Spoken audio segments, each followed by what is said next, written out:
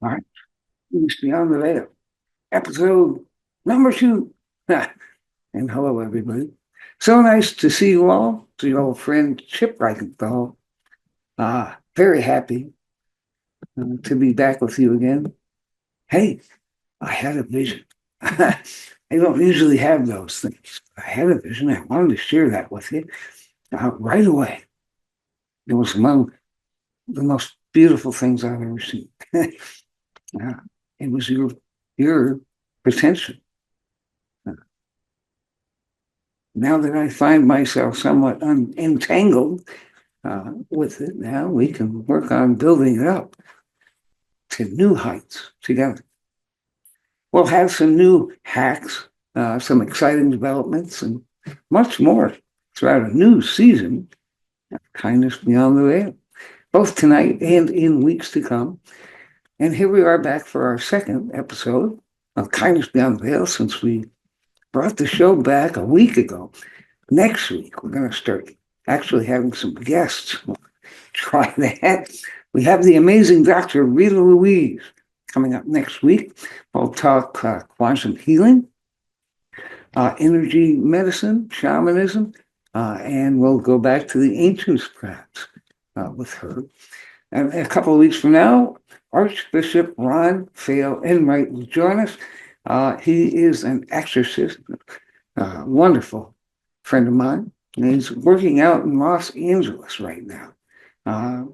We'll get his take on the fires there as we send continued prayers and healing to all of those who have to endure that environment, whether direct to the fires or not. But we'll talk to the Archbishop about this new project. Kind of fascinating, really, where exorcists, demonologists, and mental health professionals are all getting together to meter several classes of schizophrenics to monitor their hallucinations, to see if and how they may be demonic influence tied in. It's a very thin line, but it will sure make for some fascinating discussion. And that's a real good guy right there.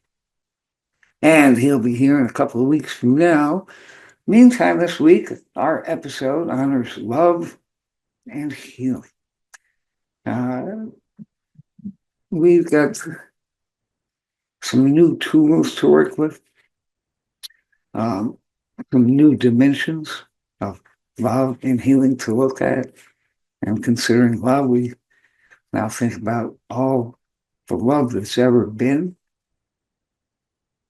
So some exciting things to check out there, especially fitting after our first episode from last week, which I still really recommend you check out, known as our chaos episode, covering some frankly harsh truths regarding what's behind the drones, orbs, and otherworldly phenomena that we have seen coming into this new year, which will help you discern fact from fiction.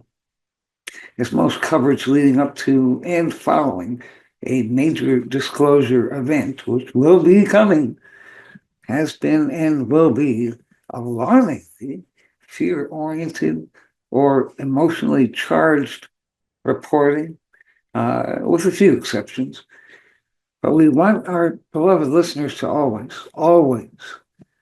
listen very carefully for any information given in any manner other than simple fact-based reporting when it comes to extraterrestrial and disclosure and anything related to that. Simple fact-based reporting, all it should be. There's all sorts of power factions that have a stake in the game here, some a bit shadowy, and deceptive elements are pretty much guaranteed. So be wary of information that outright scares you. I mean, granted, it is an unknown, okay, but history has traces of visitations leading all the way back to pre-biblical time. And we're still here. Yeah. So there's an incredible amount of information that may be outside some comfort zones, and that includes in the first episode, our chaos episode, which can be found on YouTube. It's on our Chip Reichenthal page, YouTube, Victims of Retail, and Facebook, the Kindness Beyond the Veil page. There'll be YouTube videos of this show for episode 1 there. And again, information on that may be outside some comfort zones, but it beats several alternatives that are more likely to happen than you know. And our trip back to comfort zones this week, as we reflect on love and healing, some mentions of the ascension process that you may have heard so much about, and a trip back to more familiar grounds as we honor spirit this week. The OG shit that's supposed to scare you, unless you're listening here, of course, and we get a bit closer to our mission statement this week. Reducing fears and stresses for you, finding ways for you to be the best versions of yourselves while you have a soft place to land here. Okay? Here on our air. And forgive me. First of all, forgive me for my voice. A little beat up and the appearance to go with it. Is what it is. And forgive me this, because I fear and anger would be getting a little old by now. Even if that's not the case, love and healing can bring an easy air to things, which could send ripples out to the grander collective, and even a new year could inspire old memories as we savor love. By first considering a lesson known as don't know what you got till it's gone, probably portrayed in superb mastery in a classic poem. Now, I'm not sure how often we're going to be doing poetry this season in our opening segments. So dedicating a couple of poems today so I can at least get that out of my system. A couple of captivating articles we have coming up on spirit to celebrate the memory of Charles Reichenthal. That's my namesake. Died on December 28th, 2024. Just 22 days after the passing of his wife, Terry, passed away. And Chip Reichenthal, hey, that's me, reborn December 30th, 2024. Ascended, anointed, and thrice promoted. In my ascension, up to 6th density. Some of that sounds more complicated than it really is. But I've been on a path to ascension, as a lot of you know, really since like 2010, going back to the Mayan calendar and all that, and the shift and, all that stuff. Took advantage of the extra energies that are here now and getting strong. A lot of charged particles from our sun and areas outside of that, planets in a very charged part of the galaxy right now. So a lot of that would explain why everything feels so intense, and better to navigate the influx of energies that are here to stay. Raising one's vibration is the best thing you can do. And we can help you with that in coming days and weeks, especially speaking of burnout from anger and fear, if you might be feeling that it's time to find your way back into love and kindness. We do like that. You can still maintain boundaries just the same, but you kind of go with the flow rather than finding yourselves overwhelmed all the time. Don't have to do a rebirth thing, I did for a certain reason, in addition to being an ascended master now. And I'm not going to rub that in people's faces. It's more of a me thing. Okay, William Wordsworth poem time. This is called She Dwelt Among the Untrodden Ways dates back to 1789, my all-time favorite. She dwelt among the untrodden ways beside the springs of Dove, a maid whom there were none to praise, and very few to love. A violet by a mossy stone, half hidden from the eye, fair as a star when only one is shining in the sky. She lived unknown, and few could know when Lucy ceased to be. But she is in her grave, and oh, the difference to me.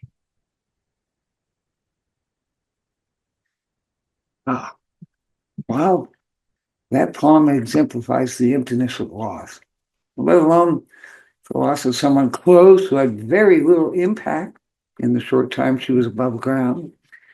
Its impact historically, the poems, did more to remind people the uncertainty of our own mortality, which did more to remind folks of those still here with us. As a reminder, not to take them for granted, and perhaps add to the quality of love. I suppose we could all use a little nudge every so often, but to honor those that we have lost in a way that inspires honoring their memory, to ensure whatever impact they may have had or whatever legacy they left behind is, of all things, a ghost story. One of mine, in fact, from an article published in Haunt Jaunts magazine, dates back to September 2012, thanks to our friend Courtney Merrill, called Chip's Ghost Story. All right. Following story is absolutely true and has witnesses. It is indeed my best ghost story, and although I'm now quite active in the field of paranormal investigation, I doubt I will have experiences like this one again. It's not how I got involved in the field story. It's better, actually. Details a very memorable series of encounters with my wife's father a year after his passing. For the sake of anonymity, I'll refer to him as R. I really hit the lottery as far as in-laws. I was accepted quite readily into my wife's family, and mutual respect never withered. My wife's dad, R, was a sweet man. He was kind, giving, patient, and noble. He was a hard worker. He cherished his role as patriarch of his family. He didn't like doctors much, so by the time they discovered his cancer, it had spread more than a maintenance regimen would allow. He was denied his choice to stay working and providing, which was the essence of his existence, at least in his mind. Surgeries left him bleak and emasculated. Little by little, his essence removed, and his will soon would follow. This beautiful, wonderful man stood quietly waiting, while illness and the medical world took from him all he ever wanted to. As it was my wife's chance to repay all kindnesses, I had a chance to help him also. He could talk to me in confidence. I was family, so it counted, but I was separate enough from his immediate family to allow him to profess weakness. He was not my patriarch, so his role as a good, strong family man was not threatened. He could share with me his true suffering, had my attentive ear, and I had his back. When time came for hospice and the I'll see you tomorrow, right? Questions punctuating each visit, he was absolutely mortified. Did not want to be seen this week at all. Out of respect, I refused to let him be seen in hospice by my wife or myself. He was entirely grateful for that, too. One night, he realized he'd left some of his medicines at home. He called, and I brought them to him at the hospital, so doses would not cost extra. He actually called to thank me for that around 2 a.m. He thanked me for everything. I had a pretty deep feeling that it was a goodbye, a heartfelt goodbye. As much as I earned his truest appreciation, my respecting his wishes ultimately cost my beautiful wife a chance to say her goodbye. That left in her a void, a rather deep, cutting void. After having nothing left that resembled his life, R slipped away in his sleep, perhaps 2 hours after he called to thank me. Now I got a rather fulfilled, valued goodbye, while my wife, whose father it actually was, got denied. I believe that was the reason for his visit, almost a year to the day of his passing. A visit that for me erases any doubt about existence of life after death. It was a hot day. I was at my home, my wife at work, my daughter in preschool. I was kind of napping on the couch in front of the TV, heaven, as far as I was concerned. There was an air conditioner filling the east window about 5 feet away, cascading this cool breeze through this hot, hot day. To the west of me and my couch was a long hallway leading up to the living room to the rest of the place, including the bedrooms. In my daughter's bedroom, there was a balloon, a rather storied balloon, given its time with us. We bought the balloon at a local fair, helium filled with ribbons endowing its string like a beautiful bow. This balloon had to have been in its 5th day by now, and the helium no longer propelled it. It had become shrunken and limp as if nearing its final breath. It seemed to have had enough. It was weak and refused to travel anymore. Except today, that is, while I was engaged in this marvelous attempted nap, the balloon had found a life of its own. It traveled out of my daughter's room, down this long corridor, straight to me. And I'm compelled to remind you that this weak, flaccid balloon was flowing against this real strong force of air-conditioned breeze. And once it was exactly at my eye level, to me, it stayed there. Mind you, I was lying down when I realized the balloon was keeping still, right at my eye level, against the breeze, against all odds. I saw the oddity at hand and quickly rose from a lying position to a sitting one. Then the balloon followed suit and adjusted to my new eye level. I laid back down, balloon followed, keeping exactly at eye level. I sat back up, balloon followed. I stood up, balloon, eye level. Sat down, eye level. Then something occurred to me. I have no idea why or how, but it dawned on me quite clearly. It was R. Of all the thoughts to have, the thought that this anomaly was R was absolutely clear. To this day, I don't know why.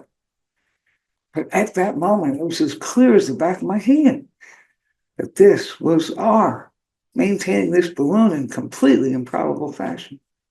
I actually asked the balloon, R, if that's you, and only if that's you, show me.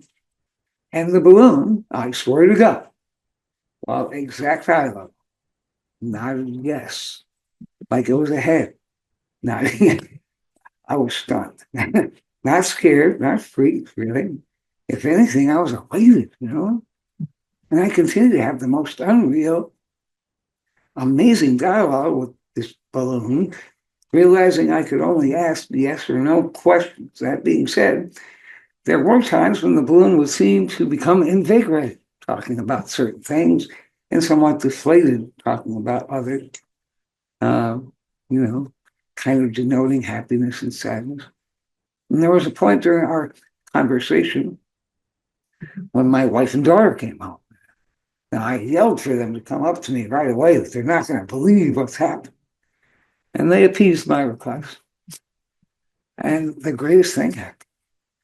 My wife and her father got a chance to fill that deep, gaping void they were both left with upon his passing. They got the reunion they so desperately wanted. Or needed, really, so deeply. My daughter, again, like around 4, oddly comfortable with the situation, got to speak with Grandpa again. Daughter failed somehow to see the oddity behind the situation and took the whole thing in stride. And we all talked with this balloon for a good hour.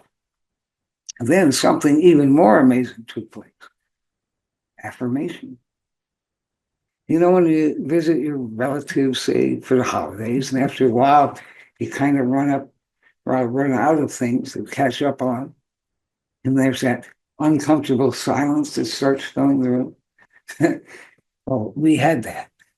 Regardless of the fact we're engaged in a conversation with somebody who died a year ago, we all came to that point of uncomfortable silence. We'd all run out of stuff to talk about, it felt so normal. Soon after, the balloon went back to being this limp, inactive, healing, deflated balloon, and my wife felt complete. Completely, I imagine that she still lives on without her father, but much more at peace than she had. R, as it turns out, came for one more incredible visit about a month later. On his second visit, my daughter had been playing with her favorite toy. It was a figurine of sorts, a Pikachu, which was the main character in a Pokemon cartoon. The Pikachu is this cute yellow mouse with big ears and a tail resembling an electric bolt. And the mouse sat there with a bongo drum. And when the batteries worked, the mouse played London Bridges Falling Down with the drum. On this day, the batteries had died, so we removed the batteries. And with the batteries now removed, the toy on this day at this time started playing anyway. And we were all home together on this day. And I think it was my wife who discovered it first. Quickly, we realized it was her father again. And together, we asked this now animated toy to, bang on the drum once for yes and twice for no. And again, we had the great pleasure of a second reunion with all. The visit lasted close to an hour, ended with the same odd yet glorious, uncomfortable silence, capping a wonderful conversation for us all. My wife and I, both active investigators these days with paranormal. Now we have cameras, camcorders, meters, recorders, evidence, catching equipment of all kinds. We didn't have the equipment back then to capture proof of ours visits. But we know what we saw. We know what we encountered. We know what we felt. I don't think all the hauntings and all the houses in all the world can replicate what we had shared on those 2 days. Personally, to us, we really don't need to. The most special encounter we could have asked for happened for us for very personal reasons. We still burn to find evidence, to answer questions, to tell a story, to normalize the most remarkable things of all. In our hearts, though, we already have. It's a testament to this beautiful man who lit our lives with his brilliance and did not go gentle into that good night after all.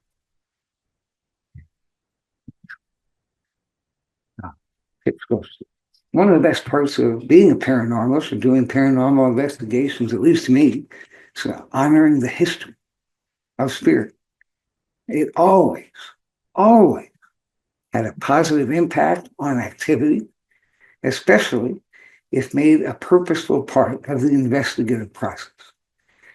And generally, it kept any kind of malicious activity to a minimum. People want to be heard, acknowledged, included, regardless of what side of the spectrum they're on.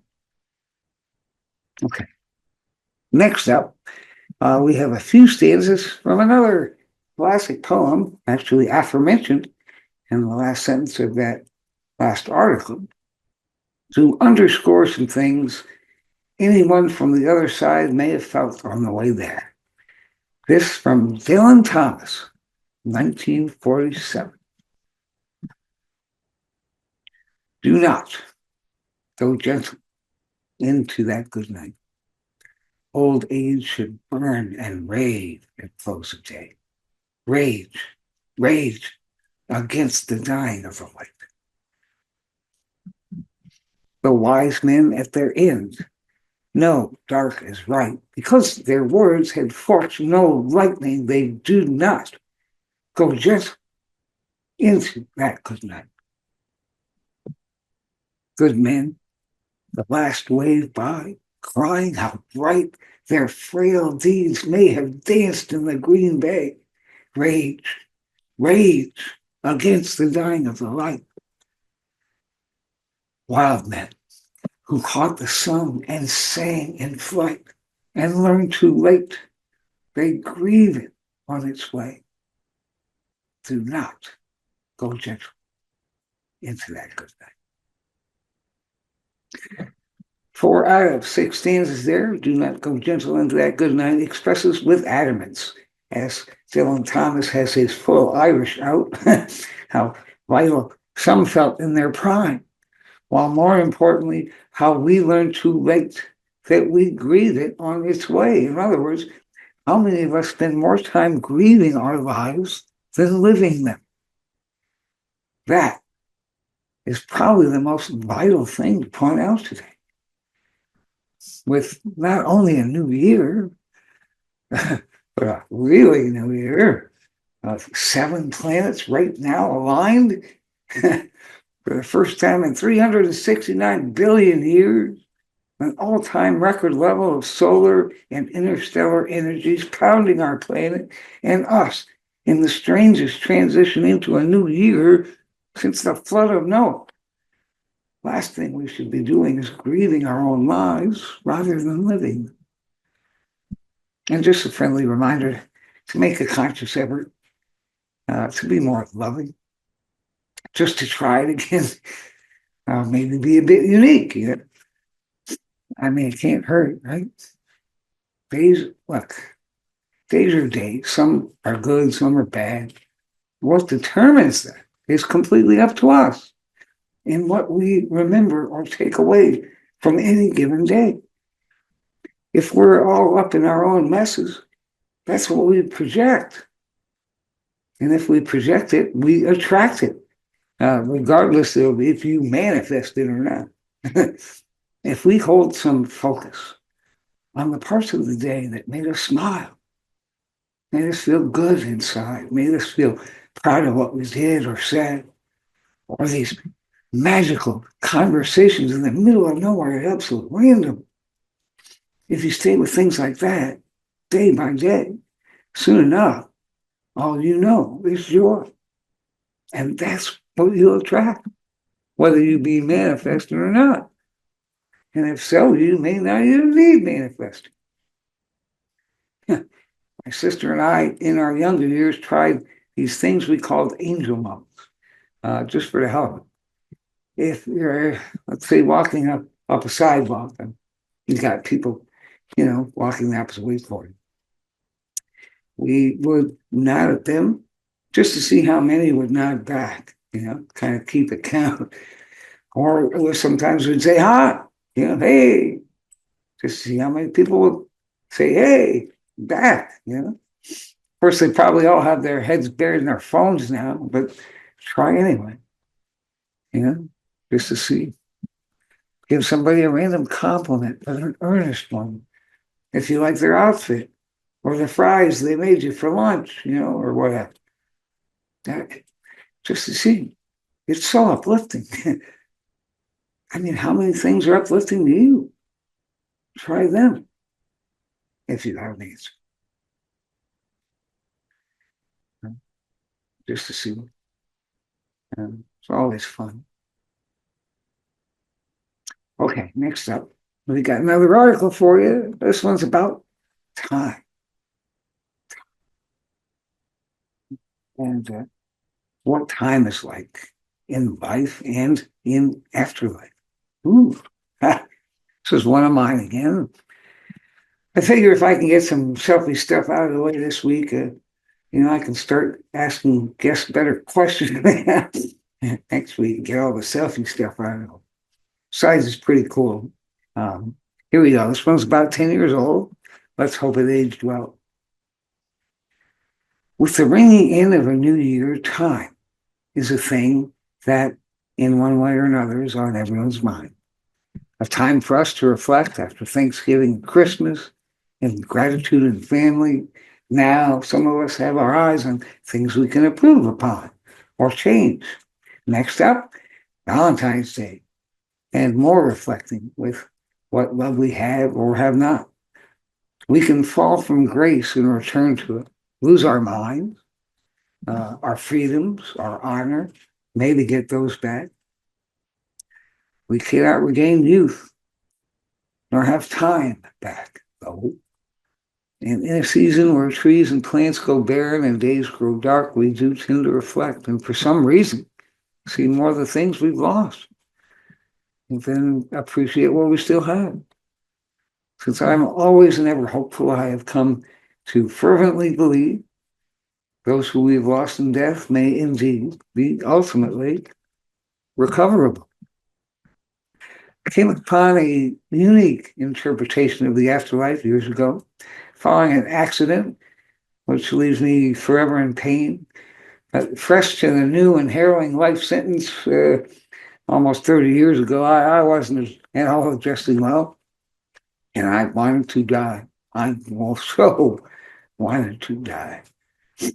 I begged for, pleaded, prayed for death, continuously, hoping for something, anything, to save me, give me the will to go on. And my saving grace turned out to be the last thing I expected. I began seeing dead people, usually strangers, hearing them. I did not think I would be capable of such things. So my life had been raised in a haunted house, and we would do investigating, but in open fields or outdoors mostly. And I did marvel at mediums like John Edward, but I never thought it was a thing for me to do, talk with these dead. Some were suicides, some natural deaths, some murders. But all were strangely nurturing. I was at the time on their level, sad, despondent, regretful. Yet what they gave me was the last thing I expected them to have, which was hope.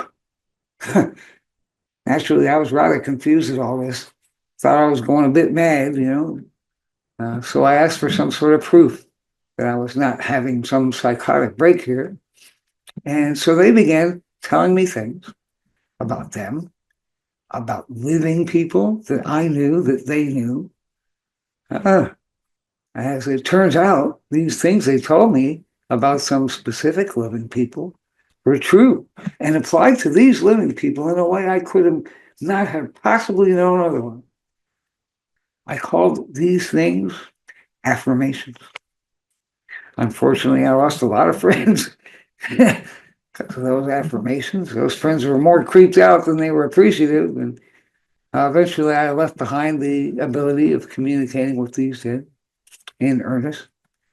Cannot get back that crispness, ironically, for the same reason I came to have it in the first place, which was pain. Now, several years older and, more infirm because of older bones, cannot bring myself to empathize in their pain. Hurts too much. But I learned a lot, asked a lot of deep questions, and learned in these dead a few things, some very unusual things about how they interpret their energy, their fiber, how they're affected by time. Of course, these things I learned are laced with my own perceptions and beliefs, and though I believe them with every fiber of my being, know it would not well make sense to everyone. And who's to say it's correct or not? But it was very consistent through the years.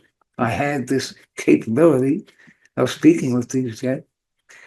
There is more with regard to time that dictates how they feel about emotional things than any other factor, which can leave a large gap in our understanding because we as the living are also dictated by time, and it affects us in a completely different manner. So when things are so vital to us, especially in emotional terms, and so much less vital to those in afterlife. Therein lies the difference, and tremendous voids or gaps can be left in the ether. Allow me to explain what I mean. First and foremost, we have in us living a heart, which beats on average twice per second. Then we incorporate from this rhythm section a consciousness ever built around time, and perhaps we're even enslaved to it. Youth to old age, past forever behind us, future always ahead. And we then see everything in moments. These moments have schedules. Time to eat, time to sleep, time to play, time to work. And now almost always in a hurry to get to our destinations on time. These schedules carry on in our perceptions, our beliefs, and our emotions. Everything has this urgency because of our greatest unknown. How long we have to engage or enjoy these things before our time is up. Because of that, we want answers and we want them now. That, I think, was the most differing in the dead that I came to know. They knew when their time was up and lost that beating heart and the urgency and schedule that accompanied. Even if they weren't happy with whatever sealed their fate, they still had some peace to them. And the greatest mystery for them was over. The knowledge we always and so greatly wanted was known to them, excepting perhaps those that did not believe they were dead. Yet even in those people, there's something slowed down, less urgent, imperative, manifold. Seemingly, in these dead, though the core of their personality or spirit is not altogether different, there is a vastly different approach to the things they saw so vital. Relationships they had or had broken, for example, in things still so vital to us. The relaxing of their perceptions of time has them taking thousands of urgencies and whittling them down to this one bottom line. They just want to see those in their lineage and those they connected with when alive to be well, to prosper and grow, even if on the surface of it, they dislike them when alive. If there's one thing that carries a seemingly unilateral regret in them, it is the failure to say a proper goodbye. And that they will try to send signs. Signs on that. Maybe memento, pictures or property that might be found in a different place than we remember leaving them. Sometimes smells that we identify only with them, found in small pockets of air throughout a room on occasion. Sometimes there may be whispers of our name, a sense of being watched, seeing someone out of the corner of our eye, or a clear and distinct memory of them that comes to us out of thin air. Strange yet remarkable coincidences, numbers, patterns, related abstracts repeating on certain days. All these are somewhat passive in nature, as their urgencies in relating to us now and a malicious intent is much rarer than we might think. I mean, way, way rare. Last article here, I spoke about my childhood best friend who visited me at the moment of his death 2 decades prior to the encounters with discarnates that I speak of in this article here. And I also mentioned that he has visited me since, several times, really. Once he told me that if he so wanted, he could visit me today, and in his tomorrow, even though there's no such thing, could visit me 30 years ago. I initially had a real problem with it. Took me like 5 years to get by that one. Yet he says he sees himself as some sort of energy smaller than an atom, with the propensity to travel faster than light, as some sort of accelerated energy of that is in union with the energy of consciousness. In many ways, his current belief in this regard is set upon a science we have not yet come familiar with. Actually, we'll edit there. That article was written, 10, 11 years ago. Since science has stumbled across what seems to be the energy of consciousness. It's actually about the smallest thing you can find in quantum worlds. It's referred to as the quantum field. It's a force, a frequency that makes sound, you know. But that is what they have discovered comes down to not the energy of consciousness. It's not energy or matter. It's a force. So it has some bearing over energy and matter. Kind of like gravity, but way, way different. So we're coming to terms with things like planets, stars, universes, being conscious, aware, thinking, intelligent entities. Wow. There has been some research at CERN in Geneva when studying atoms and their particles, indications of particles like neutrinos or tachyons, which may indeed be faster than light. But that science, tachyons especially, still young. Though all this may seem a bit ridiculous, I remind you even 100 years ago, we thought of our solar system as the universe. No way would there be anything beyond our Milky Way galaxy ever. And any reference to things perfectly acceptable now could have provoked scientifically minded people to get burned at the stake in centuries prior. I believe I was one of them. Since we have had Einstein and his relativity, discovered the codes of DNA, learned of atoms and the properties of their particles as its own interpretation of time. And vastly different than ours, too. Astrophysics, quantum physics, how everyday people think of time, very different thing. Our time is based upon the time it takes for the Earth to rotate or revolve around the sun, and it incorporates those limits when considering the time it may take to travel in space. Top of all things there would be the speed of light. And even then, with the speed of light, it takes 8 minutes for the light from the sun to reach Earth. The light from our nearest star other than the sun would be, I think, 4.5 hours. But it takes many, many years to reach us. And that's the closest star. So every star we see when we look into the sky is a look into the vastly distant past. Even a horizon or a sunrise is, if you think about it, a mirage, as it takes 8 minutes for the light we're looking at to get here. It's already 8 minutes older than it appears. And some of the distant stars might not even still be here. With thousands of years gone by, once we do see them. Another really weird thing is the concept of space-time. The Einstein's relativity, saying time and space are interwoven into one dimension, and gravity can warp space and can warp time. Yeah. There's also the concept of black holes, found in the center of each galaxy with such heaviness, density, and mass, enough to form billions of stars, planets, moons, asteroids, comets, space dust, gas, and debris in a spiral forming around that center black hole that even light and time can't escape.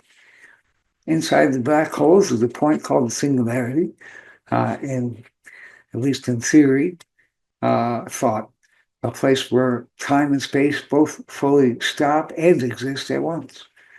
So the concept, as above, so below, which is often used in metaphysics to speak on the dead and afterlife, could also be used in theoretical terms here. The thought that if it takes 1,000 years for light from a certain star or planet to reach us, who's to say that active time might still exist on the way? In other words, somewhere in space on the way to that distant star is the present time from 10, 100, or 1,000 years ago. Meaning that we are younger and alive in that present time, somewhere in space. or those who died are still alive, a living history still existing somewhere in space. May even mean, in some instances, when we find what we assume to be ghosts, hauntings, or paranormal activity on properties, where we might think some interdimensional activity instead, rather than some spirit being stuck. In other words, rather than that stuck spirit, might rather be living history in a time warp that we're coming across. Astrophysics seems to back that up. Maybe then it is the living that we encountered, but from 1860 or 1920 or when, the thought of living space existing somewhere out there particularly fascinates me. And of course, the speculation might sound utterly ridiculous, and I do get that. Yet we have a tendency to think whatever science we believe for that period in history to be correct and indisputable. We said that about the Earth being flat. Of course, I wrote this article before we had flat earthers. That anyone disputing this was just seen as ridiculous. Just saying that should you ever have the chance to believe you're having some sort of dialogue with the dead, picture them not being the same kind of hurry as you, or the same kind of emotional urgency as you have. And also, if you could, treating it kind of respectfully, just in case. Also, treat whatever time you have here in life to make a difference. And if you could, do it with kindness. Your remaining time here will then be enhanced with a good karma. As we reflect on time past, you can then do so with a smile. May this coming year bring you all the time of your lives. Okay, that's for me 11 years ago. And speaking of dead, now dead version of me wrote that. Speaking of random cool things dead people do, I mean, where else are you going to find this kind of trivia here, right? One thing I used to do when I had the mediumistic tendency is cross over earthbound spirits. The earthbound is more like a ghost energy than the crossed over ones. That usually, mediums strike up conversations with on television. Now, over the years, I found that earthbound got a bad reputation from TV shows, always twisting their motives or put words in their mouth or actions into some form of evil so they can sell cereal to the studio audience. And that wasn't really what I found at all. Many, if not most of them, don't know they're dead. They spend an unknown purgatory, wondering why nobody will talk to them or see them or acknowledge they're there. Seriously. When somebody, living has no idea of their intuitive ability and seems to spot them, and they're like, wait, oh, what? You saw me? Wait, you really just saw me just now? And then the non-intuitive living person has no reaction. Often, that's when you find stuff moving around the room on its own. I mean, when you see that stuff, it changes you, When you see stuff moving around the room on its own, you can't ever unsee that. But in this case, it's not a malicious activity at all.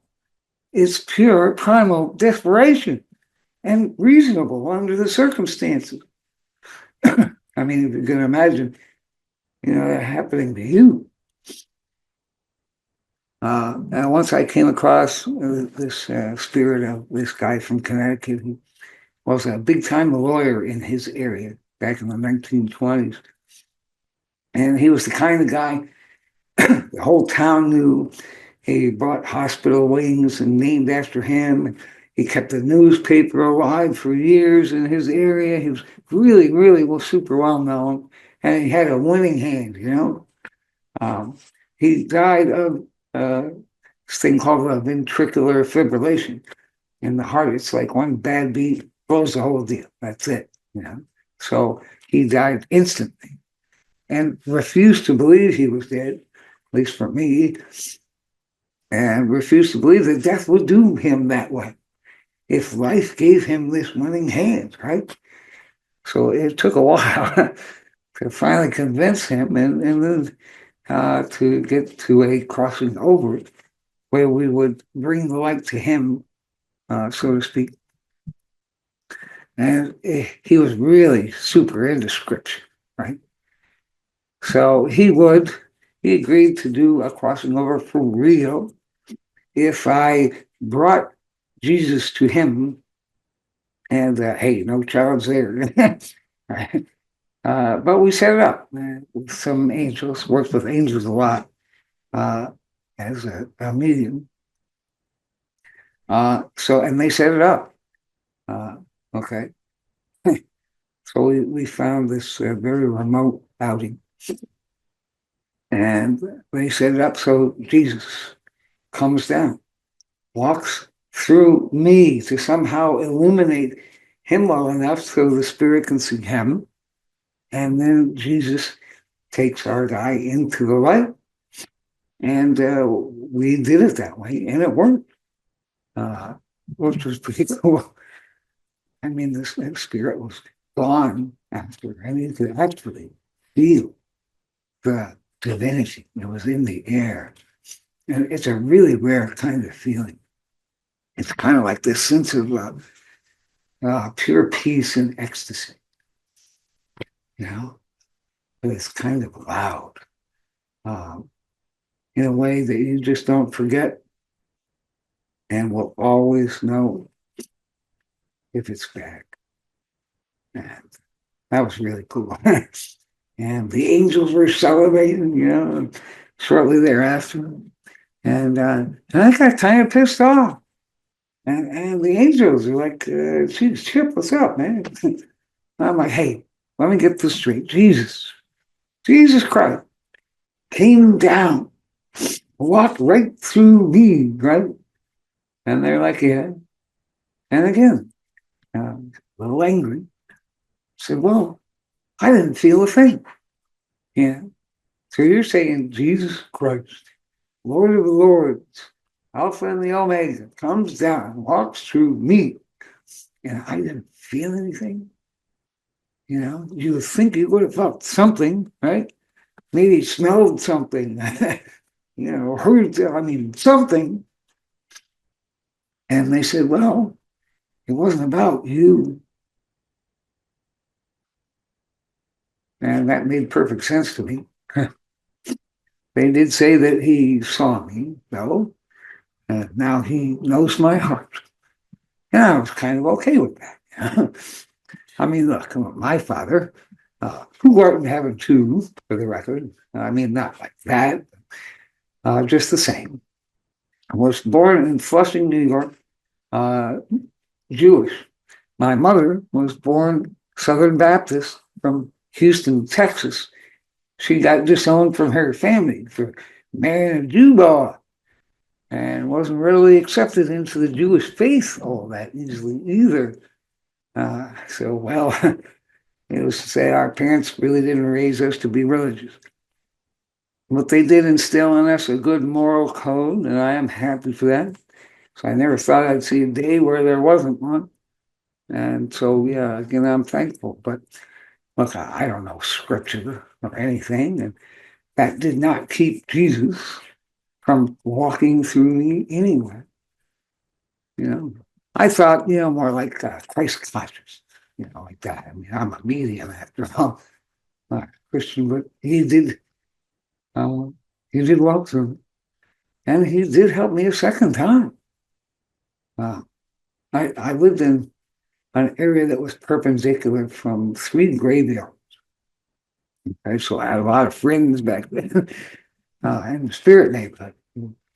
And the Spirit neighborhood was really kind of Norman Rockwell-esque. They all got along. It was almost this picture perfect thing, except there was this one kid in Spirit, kind of a thug one, who made it his mission to disrupt the peace in the neighborhood. And after a while, they really saw him as kind of a pain in the ass, right? So they asked me if there was something I could do. And so I talked to him, and surprisingly, I got the kid to agree that if his surviving family members ever reached a peace, I think that's kind of what was triggering him into inspiring mayhem upon his spirit neighborhood. But if his surviving family members ever reached a peace, he would, like an as above, so below type thing, agree, to stop. And, well, I got him to agree to that, which was, I thought, impossible enough. I really never thought it would ever come to fruition for real, but it did, actually. Like a couple of years ago, I mean, I'd forgotten all about it. And suddenly I got all these spirits outside my window. I'm like, what's up, guys? And they were telling me that, the kid's family made peace and he's willing to keep his path as part of the bargain, right? Which is awesome, really. So it was February. They had a full moon that particular month with the moon closer to Earth than ever before. So I picked that particular night. They had a full moon in that February. And there was this church parking lot, which was perpendicular to where we were. So all of the neighborhood spirits showed up in that church parking lot. They formed a circle, and the kid was in the center of that circle. And got Jesus to come down, right? So he goes in front of this church that honors him and let the kid ask all of the neighbor spirits for forgiveness. And then each neighbor spirit forgave the kid. And they all had kind of communal meditation on that afterwards. And then Jesus took him into the light in front of all of the neighbor spirits. And the neighborhood was peaceful from then on, But we were all lifted up a little. And it was a glorious thing, I thought that was so cool, for Jesus to do that, especially for Mr. Never Read Scripture, some Jew I turned out to be, right? Over the past summer, was in the hospital. I had some major surgery, and I saw him there. I think Lucifer might have been there too. Pretty serious drugs at the time. But it wasn't hallucinations. I know that. It was him. And maybe them. And last month, when my wife died, I was the one who found her. God rest her beautiful soul. The coroner had determined she'd been dead about 16 hours. But when I found her, there was a spot on her forehead, right where her third eye is, that was still warm. And like, what are the odds of that? 16 hours. Well, she had some dementia toward the end. There was a thought she may have had some demonic possession. For a time, she thought she was destined for hell as a result. What a frightening thought to have. Poor thing. But I knew, at least in that moment, that Jesus had come for her to assure both her and I that the path to hell would be impossible. And what a glory that was. I mean, it's the kind of peace we didn't ask for. I certainly had no idea it was coming. But he took her essence through her pineal gland. So in life, any oracle-like gifts that she had, which she did, even though I could never convince her, partly because her mom was abusive and knocked the starlight out of her, even in related years. we both could acknowledge that it was a real thing. Because I have a real soft spot for her. Believe me. And I know she's in the promised land, and thanks to him, right? Not Christ consciousness. Jesus himself, Son of the Most High, certainly didn't have to do that. And I made it a point almost immediately therein to say a prayer. The real Our Father who art in heaven variety of prayer for forgiveness, to forgive her everything. Just for the record, just in case, in honor of her soul. And it worked. And he actually came to visit me a couple of nights later in my living room, just to let me know that my suspicions were correct. So it wouldn't be a guess, you know. He certainly didn't have to do that. And I have seen him since. He asked for my help. Me, Mr. Nobody, Mr. Never Read Scripture. Look, there's things I know about the goodness and many of the extraterrestrials that are here that will soon be on display in front of the world to see. You know, spirits too, because the veil is a lot thinner with all these extra energies here, and they'll be showing up a lot. Spirit, who we're saluting tonight, who I took the care to cross over for lost souls who wouldn't have had the chance otherwise. All the stuff from last week's show, and again, you know, listen to it if you didn't get a chance. Yeah, YouTube on Chip Reichenthal page, or the Victims of Retail page, Facebook on Kindness Beyond the Veil page, from a YouTube video. But all the stuff from last week's chaos episode that sounds pure nuts and goes against everything we know about extraterrestrials and a lot of things behind, you know, the drones and orb type of things. He knows. There will be moves to scare the world when disclosure comes. They're going to use that, like everything else, against us in this fear loop that we've been in. Partly why I brought the show back. There will be moves to scare the world and bring the false prophet in. So they appear to be heroes who purposefully scare the shit out of you and then come up with this solution which looks like the Holy Grail, but it's not. And part of that too. And most of the world will believe it. From people most of us see as heroes right now.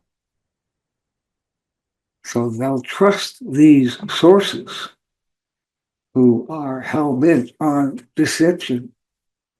Even he won't be able to discern well his words.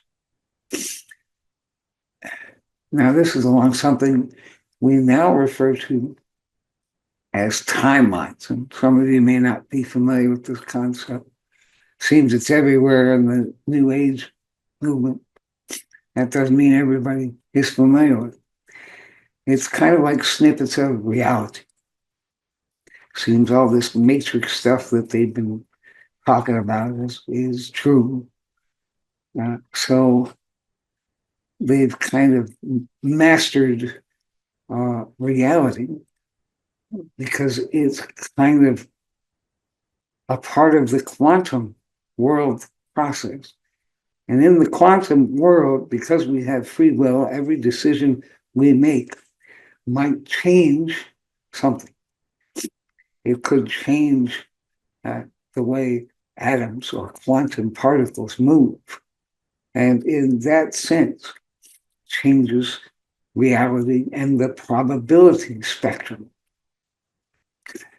So now they can create timelines that are like little snippets of reality where certain things line up to bring about a scenario where, in the world of free will, chance, and probability, uh, something which, as of now, may or may not happen, will happen. Now, if you're hearing this, and if that resonates with you and you want to tell other people about it, try not to mention you heard it here, okay? I mean, there's a reason I've mentioned this, but this type of stuff, it won't end well for me, right? But for the second in as many weeks, I am risking everything because you're worth it to me. You are worth it to me. All right? What people think about me, again, may or may not happen. But if it does, you know the truth. Okay? Trust me on this, on my life. You know the truth if it happens. The truth. And hey, guess who I pray to now? Several times a day. And look, if he needs me, I will be there for him. You know, he is now that my wife is gone, the love of my life. You know? So there is that. I'm sure he makes a very good wingman.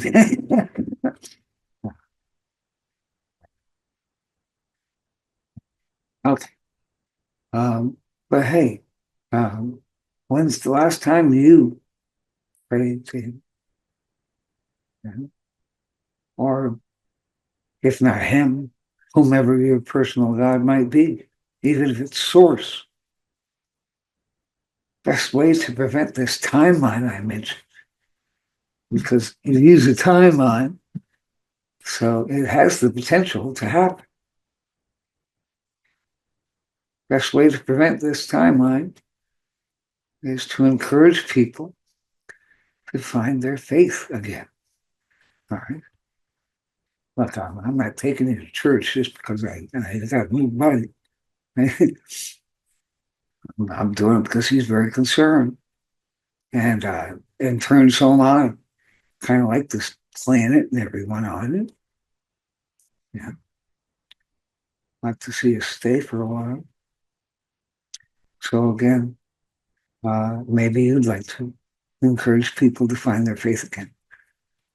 Those fires in LA, they're not regular fires. They're not.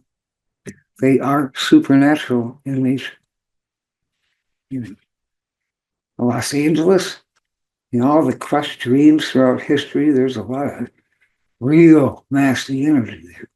It is keeping those fires burning. That is supernatural. It's a fact.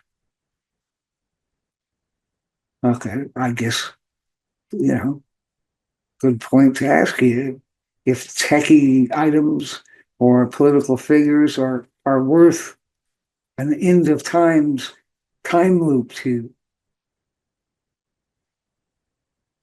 because we're putting our hearts into those items more than we were putting into our personal gods. And again, I'm not a big faith guy. So, I'm not preaching, but I am concerned just as a human. Yeah. technical things and political folks worth end of days. Or can we, here listening, prevent it from ever seeing the light of day? Also possible. And that's kind of a positive thing. Can you imagine? Our beloved listenership saving the world. How about that? So take love into your heart. Just against chance. Let's start healing. I think it's time. Start filling churches again. Find a distinctive peace that comes to you through the divine, through prayer, meditation, through raising our vibrations to the frequency of love or unity, even. Not too difficult, especially with all these extra energy, solar particles here. Work to live in the moment, to be in the moment, to stay in the moment. We were not lost up in things and not listening to what's going on within us or without us. In the moment, stay in the moment, or to be in the moment. All right. And be good to others, please. Done it before. And if we're good to others, there really isn't any greater kindness. And that's kind of our thing. And that's the purpose of our show, right? Time is short. Understand? Time is short. I'm not kidding. My life, time is short. While there's still time, let's undo this fear and anger stuff, even if temporarily. I thought it was getting old. I'm surprised it hasn't gone on. But maybe you think so too.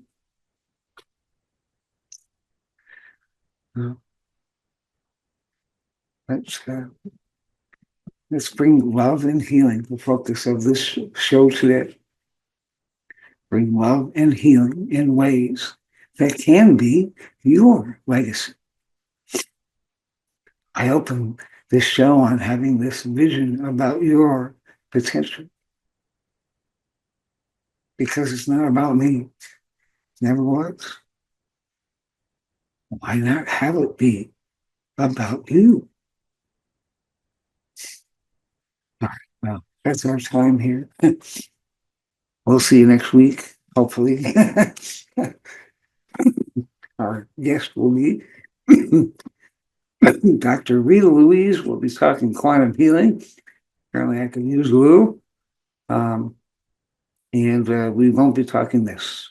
Just a little bit risky talking this here. So don't let it be in vain, okay? Walk in light, your friends. And beloved listeners, walk in light. Make a difference. For Kindness Beyond the Veil, this is Chip Reichenthal. Thanks for being here.